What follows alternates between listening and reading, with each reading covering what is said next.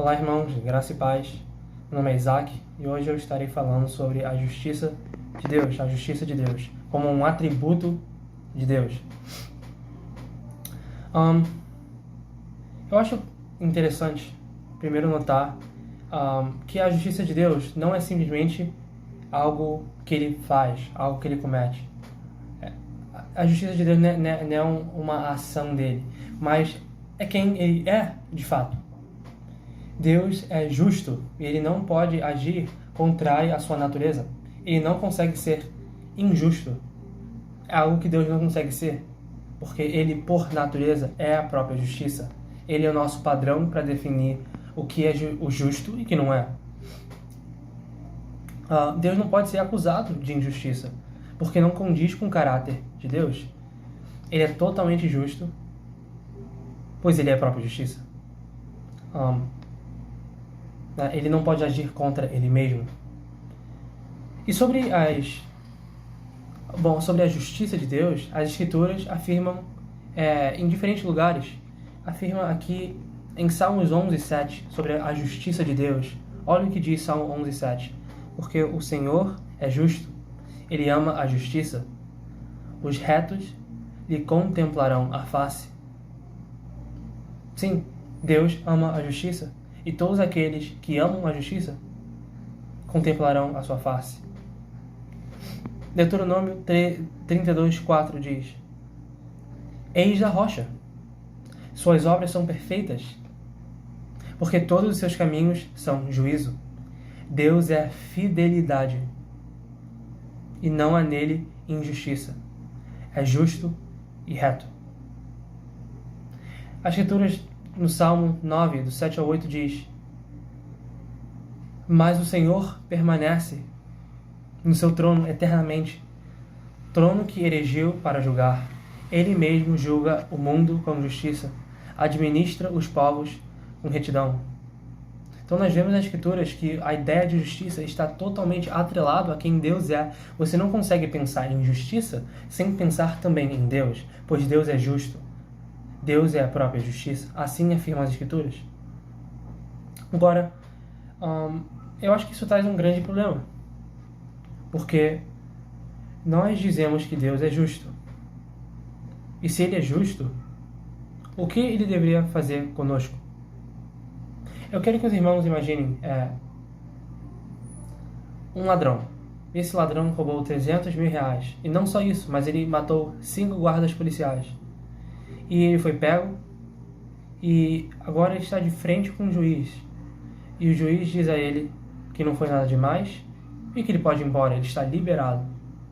Ele não terá que ir para a cadeia. Nós diríamos que esse juiz é tão corrupto quanto esse assassino e quanto esse ladrão.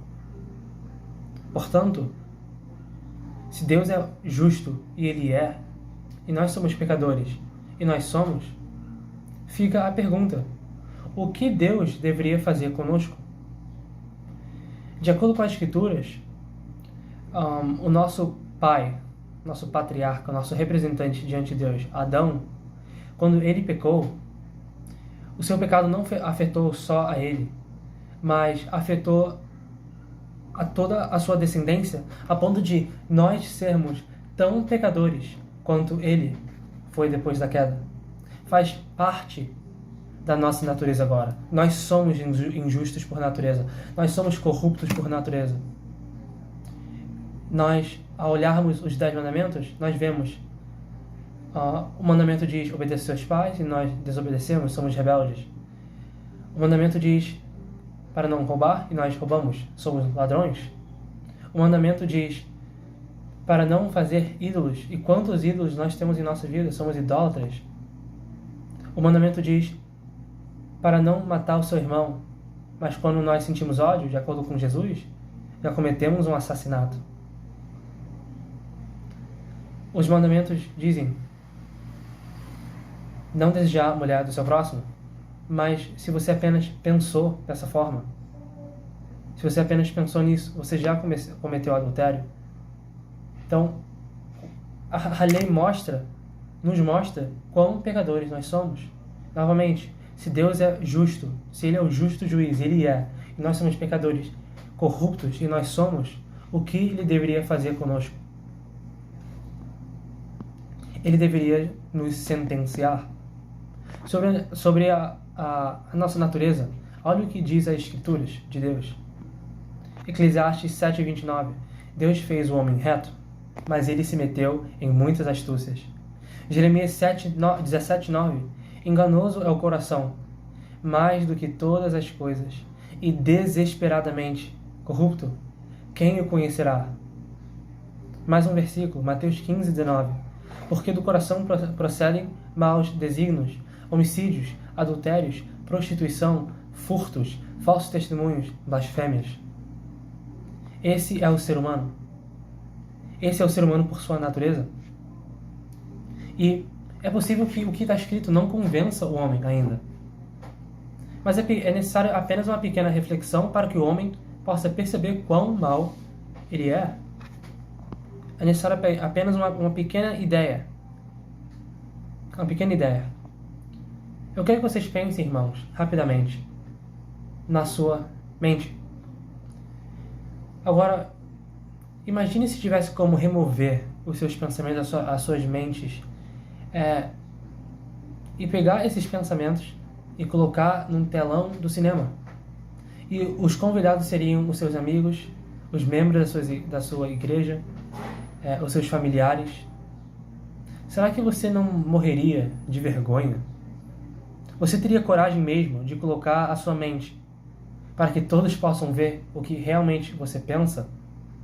Qualquer ser humano iria fugir disso. Isso revela algo sobre nós. O que isso revela sobre nós? Que nós somos realmente pecadores. As Escrituras afirmam, mas caso você não creia nisso, é apenas necessário você olhar para si mesmo. Você verá que você é um corrupto pecador. Se Deus é justo, novamente, e Ele é, e se nós somos pecadores, e nós somos, merecemos a justa sentença. Merecemos uma sentença proporcional com o cargo que exerce a pessoa a quem nós ofendemos. Se eu ofendo um policial, eu mereço cargo X. Se eu ofendo o vereador, eu mereço cargo X. Se eu ofendo o presidente, eu mereço cargo X. Mas se eu ofendo o Criador do mundo, eu mereço a pior sentença. O que seria essa pior sentença? Seria uma eternidade longe da graça de Deus. É exatamente isso que as Escrituras afirmam que é o inferno. Lá acabou a graça, só tem a ira de Deus. Eu acho importante dizer isso. É necessário vermos a justiça de Deus em prática, para nós entendermos quão justo Ele é.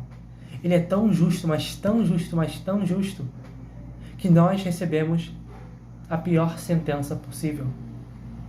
Uma eternidade de sofrimento e distância de Deus. Mas as Escrituras dizem algo interessante. O que as Escrituras afirmam? Que Deus não é só justo. Como assim Ele não é só justo? Ele também é justificador. Ele é justo, mas justificador. Justo porque o pecado de ninguém irá impune. Justificador porque para os seus, para aqueles que creem, esses têm um substituto. É exatamente isso que Romanos 3, do 21 ao 26 defende. Olha o que diz as Sagradas Escrituras. Mas agora sem lei se manifestou a justiça de Deus, testemunhada pela lei e pelos profetas. Justiça de Deus mediante a fé em Jesus Cristo, para todos e sobre todos os que creem, porque não há distinção. Pois todos pecaram e carecem da glória de Deus, sendo justificados gratuitamente por sua graça, mediante a redenção que há em Cristo Jesus, a quem Deus propôs no seu sangue, como propiciação, como sacrifício aceitável, mediante a fé, para manifestar a sua justiça. Por ter Deus, na sua tolerância, deixado impunes os pecados anteriormente cometidos, tendo em vista a manifestação da sua justiça no tempo presente, para Ele mesmo ser justo e o justificador daquele que tem fé em Jesus. Irmãos, isso aqui é a melhor notícia que você realmente pode ouvir. Porque a fé cristã não esconderá o nosso problema, e ela não esconde. Ela é sincera conosco. Ela diz que merecemos a pior sentença, pois Deus é justo. Mas ela também diz para aqueles que creem, para aqueles que se arrependem dos seus pecados, esses encontram um substituto com Deus. Esse substituto não só vivendo no nosso lugar, mas morrendo. Morrendo para que nós pudéssemos viver, vivendo para que nós pudéssemos viver eternamente.